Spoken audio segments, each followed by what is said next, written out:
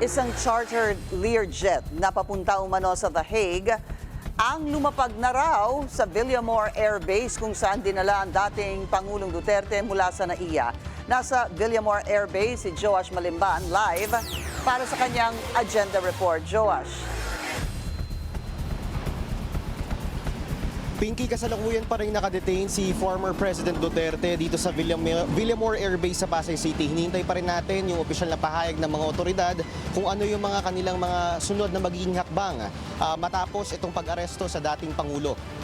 9:10 a.m., paglapag pa lang ng eroplanong sinasakyan ni dating Pangulong Duterte sa NAIA Terminal 3, nakaantabay na sa baba ang daan-daang miyembro ng PNP. Pagkatapos ng ilang minuto, makikita sa isang video na ipinost ni Kitty Duterte na mismong asawa ni Digong ang pumipigil sa kanya na sumama sa mga representative ng PNP at Interpol. Hindi na humarap sa media si Duterte matapos siya idaan sa tarmac ng PNP patungo sa isang sasakyan na agad na dumiretso sa Villamor Air Base. Dito na siya binasahan ng CIDG ng kanyang Miranda rights. Pinaaresto ng ICC si Duterte dahil sa crimes against humanity. Ilan sa mga krimen umano ni Duterte ay ang mga naganap na pagpatay noong siya ay naging mayor ng Davao mula 2011 hanggang 2016 at noong siya ay naging presidente noong 2016 hanggang sa pagkalas ng bansa sa ICC noong 2019. Bukod pa riyan, malaki rin daw ang naging parte ni Duterte sa mga pagpatay na ginawa ng Davao Death Squad at pagprotekta sa mga pulis na nagsasagawa ng extrajudicial killings. Sa pinakahuling tala ng Human Rights Watch, 12,000 na Pilipino ang namatay dahil sa drug war. 2,555 rito attributed sa PNP. Bumalta naman ang legal team ni Duterte na hindi pinayagang makapasok sa loob ng Villamor. Anila, hindi raw legal ang ginawang pag-aresto sa dating Pangulo dahil hindi umano nagbigay ng isang pisikal na kopya ng warrant ng arestuhin ito. Bukod pa riyan, kine-question din ng mga supporter ng dating Pangulo kung bakit hindi umano pinayagan ang legal counsel ni Duterte na humarap kasama siya. Nagtipon-tipon din sa labas ng Villamor ang supporters ng dating Pangulo. Anila, pinoprotektahan lang umano ni Duterte ang mga Pilipino. Sigaw nila, palayain ang kanilang Tatay Digong. Patutsada rin nila sa kanilang mga kritiko, hindi sila bayad. Inaniyahan ni former Congressman Ronald Cardema ang mga supporter ni Duterte na pumunta sa Villamor Air Base para magpakita ng solidarity para sa dating Pangulo. Nagdagdag na rin ang puwersa ang PNP at mas nagigpit ang seguridad dito.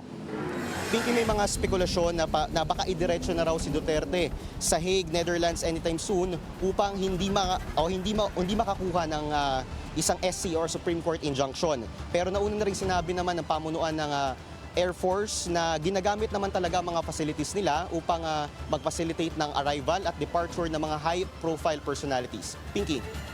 Joash, yung sinabi mong yan kasi ay ang ating report, meron silang hininging petisyon before the Supreme Court, itong mga abogado ni dating Pangulong Rodrigo Duterte. Tila nakahabol sila at titingnan natin kung magkakaroon ng desisyon.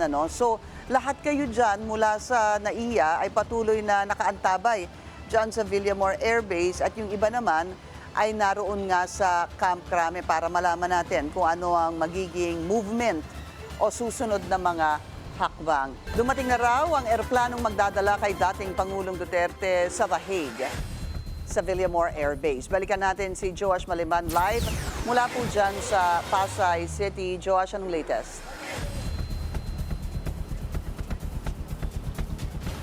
Pinky, kumpirmado na lilipad na sa Dubai si former President Rodrigo Duterte at after noon ay ililipad siya patungo sa Hague, Netherlands. Kinumpirma yan ng isang reliable source sa Billionario News Channel. May IG story din kanina o Instagram story si Kitty Duterte kung saan sinabi niya na pinipilit umano ng mga otoridad na isakay si former President Duterte sa eroplano kahit na masama ang kanyang health conditions. 4 hours raw kasing walang refill ang oxygen tank ni dating Pangulong Duterte at nangangailangan na nito ng refill.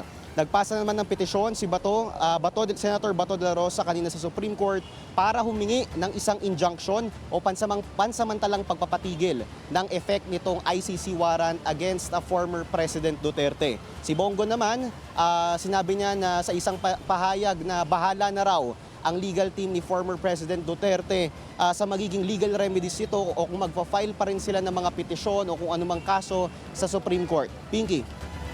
Maraming salamat sa iyo, Joash Malimban, live mula dyan sa Pasay City.